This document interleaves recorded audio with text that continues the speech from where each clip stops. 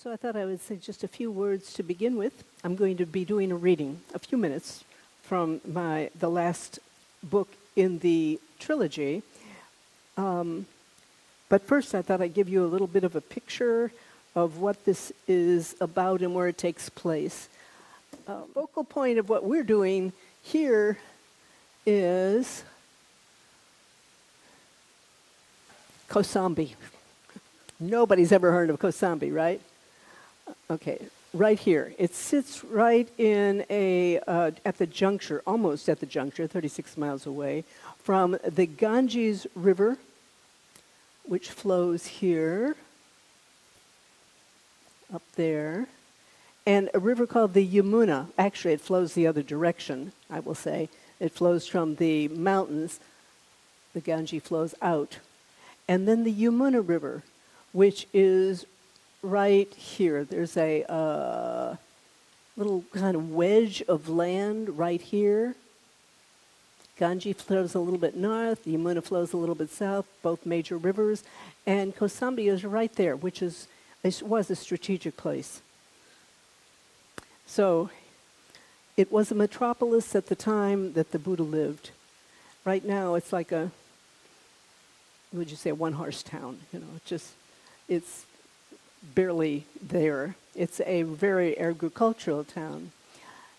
The trilogy is located, or I situated it in the time of the Buddha. What was the time of the Buddha? Nobody knows for sure. At the time, and scholars had different views at different times. At the time I began it, and I began in 2008, the advanced scholarship, I guess you would say, placed the Buddha's life between 490 BC and 410 BC. Those were really rough. That was why it was so neat and easy to remember. 80 years, they thought it was in that century, and so 490 to 410. Since then, about 5 years after I started, there was actually an archaeological find of a temple in Nepal that had long been considered the birthplace of the Buddha. And from the various scientific analyses, they found that the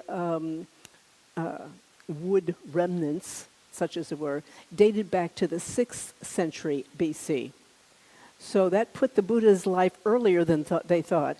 But for the purposes of my work, I had to leave it, of course, from 490 to 410, and that's fine because nobody's sure exactly when it is. Anyway,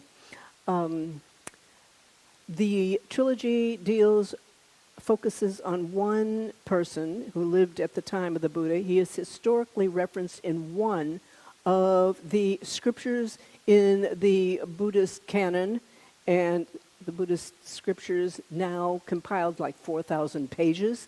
Sati, a monk, is mentioned one time, but he's mentioned very prominently at that time. He was a monk in the Buddha's order, and it is said in one of the scriptures, number 38 in the Middle Age Discourses, that he didn't understand what the Buddha's teaching on consciousness. And there was a big brouhaha with the other monks and with Sati, and they had him called up in front of the Buddha, and the Buddha asked him what was his understanding, and I won't go into the whole thing, but Sati misunderstood. And the Buddha really blasted him in front of a lot of his monks, his compatriots, his fellow monks, brother monks. And he called him a misguided man. And and he didn't understand, and this did not conduce to the good well-being of the teaching, and on and on and on. And it said that Sati sat there with his shoulders going lower and lower and his head going lower and lower. Truly, he was humiliated.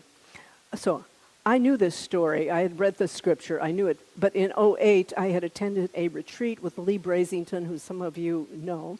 And Lee was talking about this in one of his talks, that scripture. Now, he wasn't talking so much about Sati as he was talking about what the Buddha was talking about, which was the nature of consciousness. But I started thinking about Sati here. And while Lee was talking about consciousness, I was becoming outraged at how the Buddha humiliated this lovely monk. Well, I didn't know he was a lovely monk, but this monk. And I just thought this was really bigotry. Why bigotry? Not only was it insensitive, but he kept referring to Sati as a son of a fisherman. Fishermen were outcasts. They were outcasts. And he referred any number of times to Sati as the son of as a fisherman. And I thought, this is unnecessary. It's like two reasons to repulse everybody. Number one, he didn't understand the Buddha's teaching. And number two, he was had been an outcast. Now, the Buddha, of course, as I think all of you know, said all people are welcome, outcasts as well. It makes no difference. Nobility of heart is the nobility of spiritual attainment. It's not because of your background. That's what is unique and radical about Buddhism. However, when we get to the scripture, son of a fisherman was mentioned many times. And I was outraged. I said, as I was sitting there that evening in that meditation hall, and I was thinking, and while Lee was talking, somebody ought to write something about this. And I had in mind, somebody write an article, bullet points, and all that. And then the thought came back, well, really, wouldn't it be neat if somebody wrote a novel, a fiction about it? And then the next thought was, well, why don't I do it? And I thought, oh, no, not me. I've told some of you this. I absolutely don't want to do that. What do I know about that period, which I didn't? Nothing. I knew something about the Dharma, but I didn't know anything about the life, the times of the Buddha. So I said, absolutely not me. But I would just say the short and the long of it is, by the time the evening was over, I had committed myself to doing it, and Sati was going to be the centerpiece of it. And it was going to be a piece that kind of justified and showed that Sati just wasn't this reprehensible, dumb, whatever. So that's how it all started. It was going to be a kind of a demonstration to talk about, bigotry or whatever. The novel starts in 446 BC. And at that time, the Buddha was, I think, 44 years old, going by the dates that I was using. And Sati was 16. I made him start as a young orphan and who decides to become a monk. And the 3 novels follow him through. That's the bottom line. So what I would like to do is just read you kind of a short passage from the third of these books, the one that I just finished. It is afternoon, a time when merciless heat hammers all into inertia.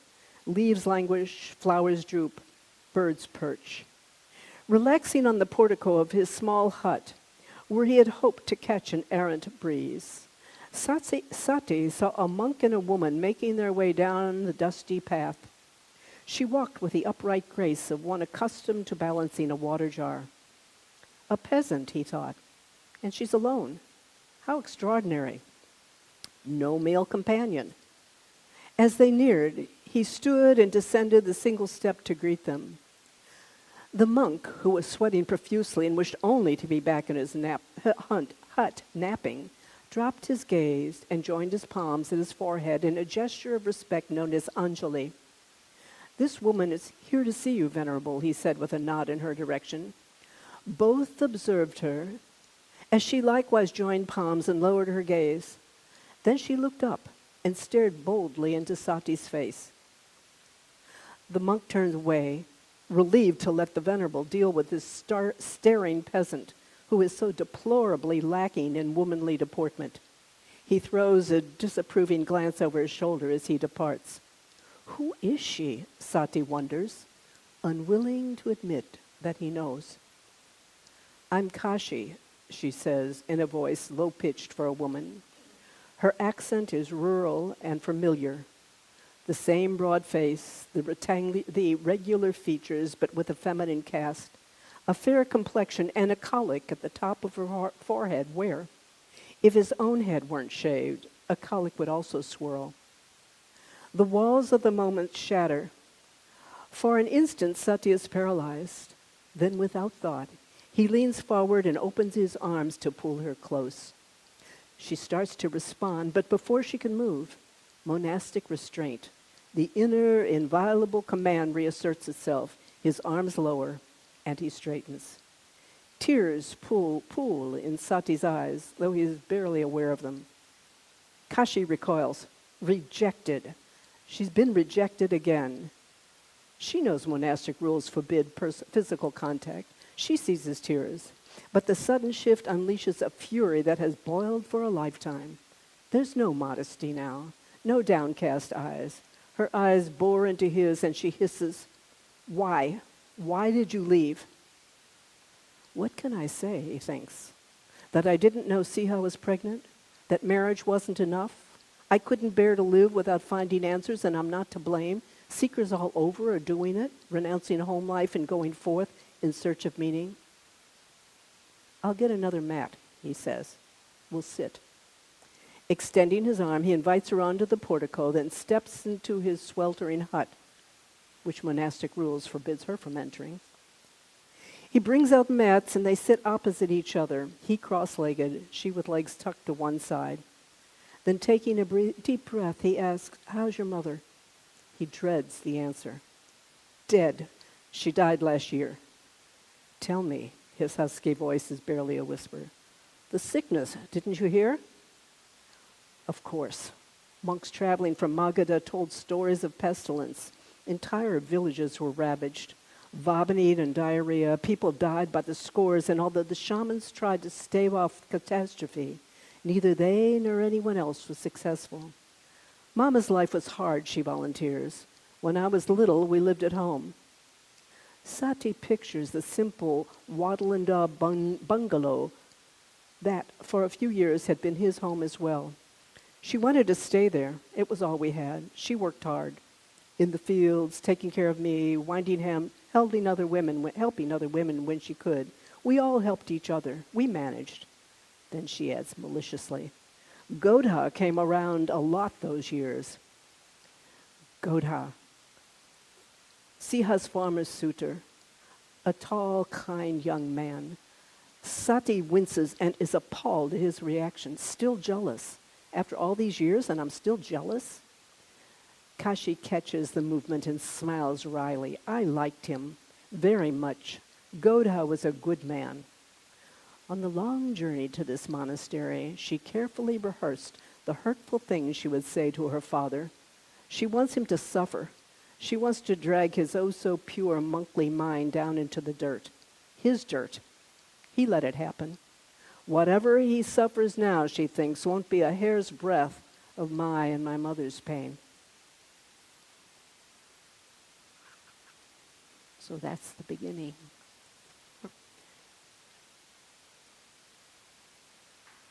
Oh, thank you.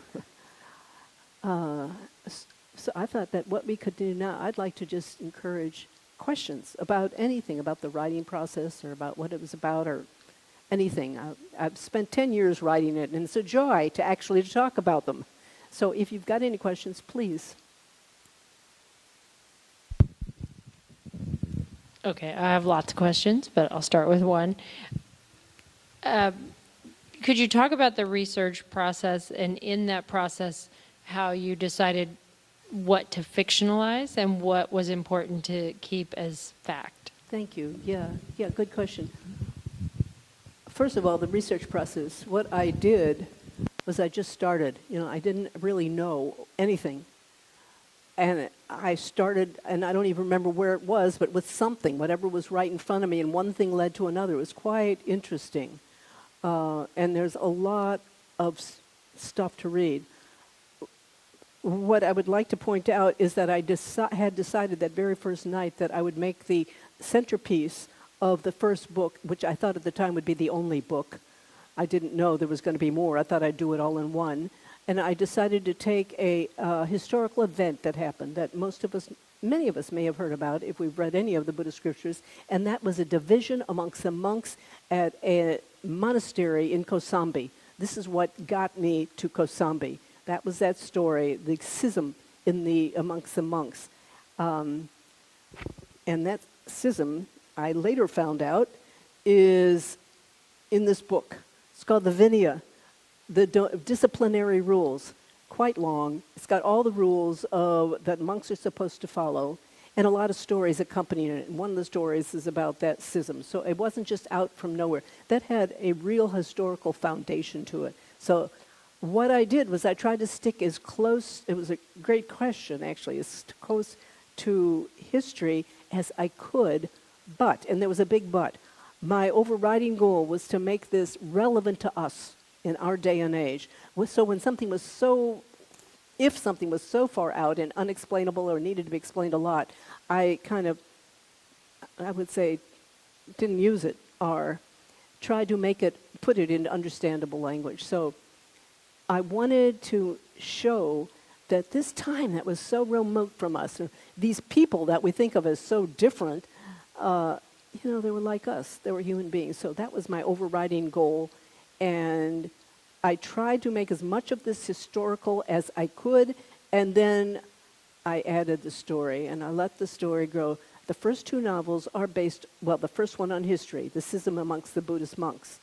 The second one is based on a legend. And amidst all of that, I wove the story of Sati. So I placed him at Kosambi. We don't know where Sati was. He was only mentioned as a name. I placed him at Kosambi, and then I went on from there. And I will say, by the way, that the Buddha there's one of the Buddhist scriptures called the Itivuttaka. You don't need to even let it register. Actually is the Buddha's discourses and things he said when in Kosambi. They were later recorded. So that too was historical. And then I added amongst that to make it fit the story. Yeah. Yes. Thank you. If you'll take that, because Buddha comes across in your description to me as a mean-spirited person. That's what I thought so too. Can you enlarge upon that? But you know what? First of all, a couple things. I'm glad you brought that up. First of all, he referred to Sati time and again as the son of a fisherman, which I took as a slur. When you start reading the Buddhist scriptures, I didn't realize this till later on, he refers to everybody, and it seems to be the typical way that they refer to some. Brahmin so-and-so, Janasari so-and-so. Time and again, they would identify by the title of the person or the birth of a person. It wasn't just Sati. That's the first point. And the second point was all of the Buddhist scriptures went through generations of monastic editing. So nothing that we have now is guaranteed to be exactly the way it was at the Buddhist time. And I think that monks over the generations who had, let's face it, not a whole lot else to do by the time writing came in, but to perfect, let's say, these scriptures. I think that there was a lot of bigotry amongst the monks. They didn't all accept with an open heart an outcast. And I think that was added several times, unnecessarily many times during that particular scripture that the Buddha, in his Buddha's mouth, the words were put in the Buddha's mouth, son of a fisherman. He probably maybe said it once or twice, but I think not as. But nonetheless, my outrage was triggered by the first time, and I'd never thought about it much, except that it was too much. But I don't think you. Oh, there's a third point. Do you know? Often teachers, still even today, though not here, of course, but often teachers can sound very angry at a student in order to teach that student something. And we don't do that as teachers here. I was telling this to someone who is involved with a Hindu tradition or a tradition in India. And he said, well, what's so unusual about that? His guru kind of did that often. Like, oh. So it was probably cultural as well, but I don't think he was being personal. It wasn't personal. Yeah. So I agree with you. It sounds like a very mean-spirited person. That's why I wrote it, or was inspired to write it, and then I kind of moderated my understanding over time. Yeah, good.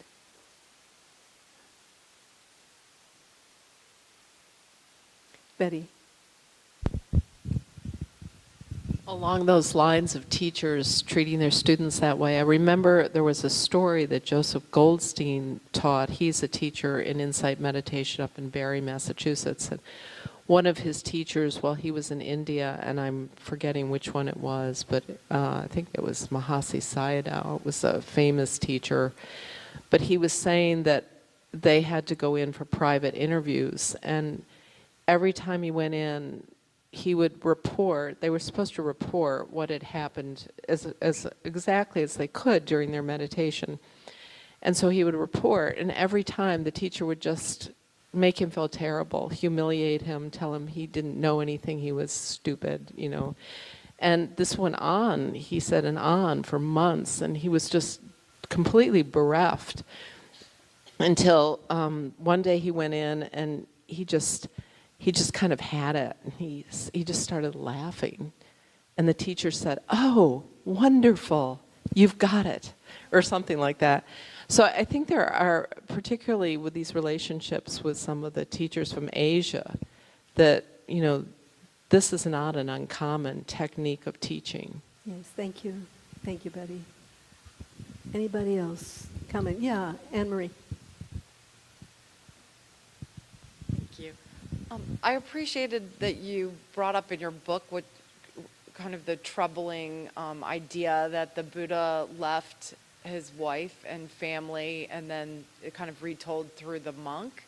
And I just wondered if you would comment on that. I mean, I feel like, you know, as practicing Buddhists, we want to end the suffering of others or help end suffering. But if you think of that in our culture, a spouse leaving another spouse with a child really creates a lot of suffering. And if you kind of put it in personal terms, it's a little troubling. Yes, it is. And I agree wonder with if you. would It's speak to troubling. that. When we look with our eyes, it's always troubling when we look with modern eyes at another era and judge it, as we will do. I remember there was one point in my own life when I became outraged that he called his son Rahula. Rahula means fetter. Now, why would you call a son a fetter? You see, I mean, this is totally self-centered. I mean, yes. So there's an awful lot that we have to kind of stand back and accept that the age is what it is. And I did not get into an issue like what you just raised. But the truth was, it was different then, very different then in terms of the societal understanding and the option to do what we're doing, and that is be on a spiritual path, was very limited if you were a layperson. It was an extraordinary shift, cultural shift that was happening in India. In fact, throughout that whole area, not just India. It was called the Axial Age. And I won't go into all of that, but there was a whole bunch of different forces that were arising. There was greater prosperity. There were towns that enabled a group of people to no longer have to be tied to the soil, because that overall was a pretty dismal kind of life, a pretty routine. There wasn't a lot of room to do the kind of things that we do these days. So seeking truth, meaning, was something that individuals, especially men, but not only men, some women, were beginning to do. And they couldn't do it, especially women couldn't do it at home, in the home life. So yeah, the Buddha did leave his wife. Fortunately, the Buddha came for him and his wife, from a very wealthy, comparatively wealthy in the context of those era. We're not to think palaces. It was really modest. If we had seen it today, we'd think, this is small. But it was wealthy in those days, and he left, his wife wasn't just left with the kids barefoot and starving, to say the least. Servants, and the father was the head of their democratic, more or less, community. So yeah, but yes, you're right, and it's different, and it would be different. We'd call him a deadbeat husband, you know, if he's right. Yeah. Thank you. Yeah, Jackie.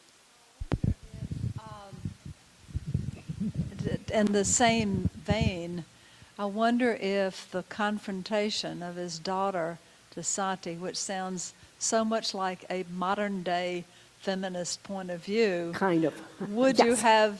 would any women of that time actually have been able to be confronted like That's that? a very good question. Okay, so I wrote in something that it would have been extraordinary in those times, and I had Kashi. She was. I think it makes sense, and I will say this that I tried to make everything I did, I tried to listen and make these characters authentic. And here was a character, Kashi, who didn't come, by the way, it's not clear from what I read, but she traveled a long, long way to get to the Buddha. She had lived elsewhere in another kingdom, but as did happen then, there was pestilence. She had no choice but to leave. She had to go somewhere, and the only place she knew to go was to her father. It would have been really reasonable to think that she would be outraged because of what happens. It's not right here, but it's elsewhere in the novel, to her and her mother. She was a woman who had spirit and was highly intelligent. She was not educated in any sense, even in those terms, but it's possible. It's possible that the woman could have been so angry because he did leave. And a woman without a man, a grown woman without a man, was left to the mercy. I won't go in here, all of the, but whoever, she didn't have a brother or parents to protect her. So they were at the mercy of whoever took the mother in, and it was gruesome stuff. And that's typical. That was typical then, and it still is not atypical today. Women in India can have a very hard time. Yeah. I will also say the whole idea of, no, I won't say, so please, let's go for, thank you, Jackie. Yeah. Anybody else have a question? Have you had the opportunity to visit India, and in particular this area? I didn't go to Kosambi. I did visit India. I've gone to Kosambi on Google Earth. Let's put it that way. There's not much to see. It's flat, and, there's no town there now.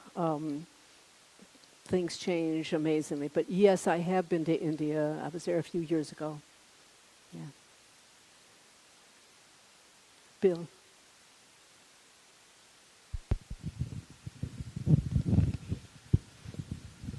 So, having done this for 10 years plus,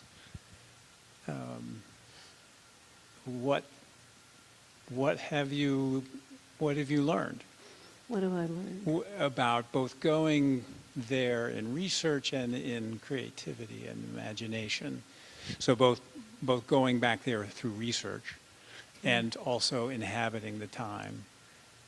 Yeah. What have you come to appreciate about the story of Buddha and of Buddhism that Okay, there's two different questions I hear in yours. First is, what did I learn? And it wasn't so much the story of Buddha, but I learned, writing this became a meditation for me. I truly was in a different place when I wrote. There were some days when I could have gone for hours, and the mind was in a different place.